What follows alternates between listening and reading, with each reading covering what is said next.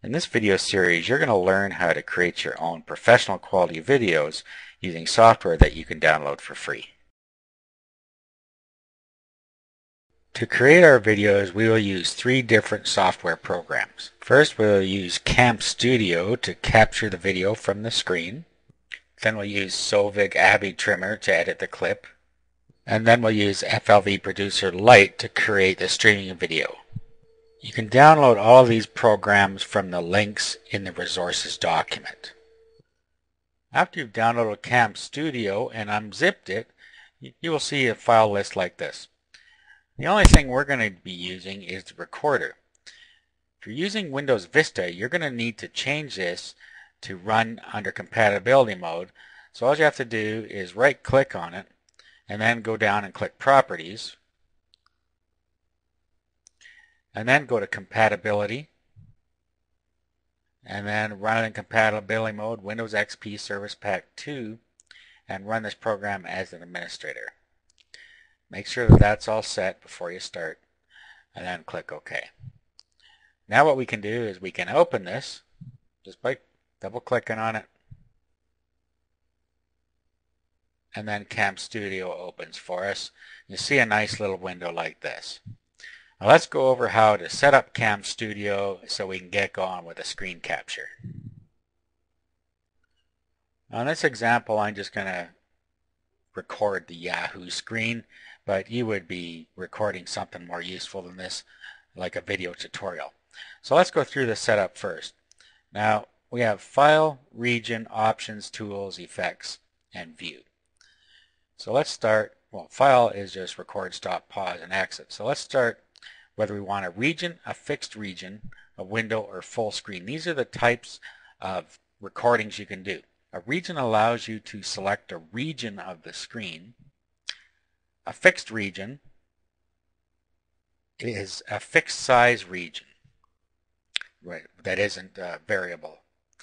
A window will record a certain window, and full screen, of course, records the full screen. Now I usually, almost always, use region because I can select an area of the screen, and no matter what window I bring up, it will still record that region. It allows you more flexibility than a fixed region, and if you use window, it'll only record the window that you have open at the moment. If you open another window and try and record in the same spot where that window is, it's going to record the old window that you started with, so that doesn't work. And full screen usually makes a recording that's too big. Options. Okay, let's go with video options first.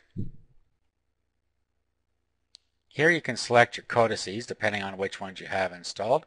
You should install the camstudio lossless codice version 1. This will shrink the size of the audio portion of your video. Now if you don't have the lossless codice installed, there is a link in the resources area that shows you where to go get it and how to install it. Down here you can set your frame rate and your playback rate. You should just leave these as the defaults. And that's really all you have to do here. Next, cursor options. In here you can either hide your cursor during your recording, you can show your cursor, you can set the size of the cursor, and you can set the style of your cursor over here. So you can give it a shape if you want,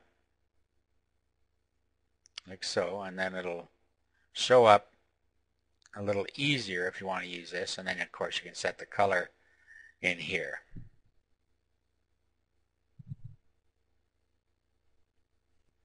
If you don't want to use that, just turn off the highlight. Okay. And once we're done there, decide whether you want to record audio. Most cases you probably do, so you select record audio from the microphone if you're recording audio. And then you have to go to audio options and audio for the microphone. Here you're going to have a drop-down list of your available audio options. So you just go and pick the ones in here that you want. Now here you have your recording format. Now the best one to use here is 44.1 kilohertz mono 16-bit. This will give you the best sound quality as well as keep the sound from going out of synchronization in most cases. And then down here you have interleave audio every 100 milliseconds. You should just leave that alone. So that's all we really need to set here. Next we have enable auto pan. Now what auto pan does is it follows the cursor around the screen if in your recording region. And let's just, well, I'll show you how that works in a minute. And then you set your auto pan speed so that it follows your cursor around. So once you're doing auto pan, you do a couple of tests and see how fast you want it to go here. Okay, next we have our program options. Now you can set these to your particular preference. One of the ones I always like to set is save settings on exit. And then in name of AVI file, I always click ask for file name so that I can name it what I want it to. Okay. Now record to flash options, we're not actually going to use this, but you can set those if you want. Keyboard shortcuts. This allows you to set the shortcut key for any of these particular functions here. And then you can choose your language. The only packs installed in this case are English and German, so you pick which one goes there. Basically now we're all set up. Now we'll get to the annotation a little later. Okay, so we're all ready to start our screen recording. So we'll go and we'll do that in the next video.